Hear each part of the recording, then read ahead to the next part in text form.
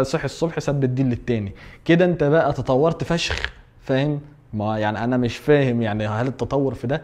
احنا بصراحة مش محتاجين افلام جبانة ولا افلام جريئة، احنا محتاجين افلام حلوة. يعني هو اصلا ميزان العدل في الرقابة بتاعت الفن دي عبيط جدا. يعني هم عادي ممكن ست تقلع الراجل البنطلون، ممكن يبوسوا بعض، ممكن تقلع ما شاء الله تبقى شايف كل حاجة، ممكن يعملوا اي نيلة. يعني في افلام كان فيها بلو جوب يا جماعة، لكن مستحيل نشتم بعض. فاهم انت؟ فاحنا اصلا بنهرتل في القوانين بتاعتنا. فيعني انا مش فاهم الدنيا ماشيه ازاي بصراحه. بس لا يا استاذ عمرو، والله الشتيمه والقلع والجراءه مش معناها سينما متطوره، معناها سينما قليله ادب عادي. يعني ممكن نعمل فيلم معفن وقليل ادب بس كده.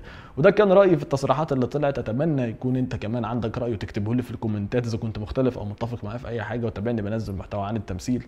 سلام.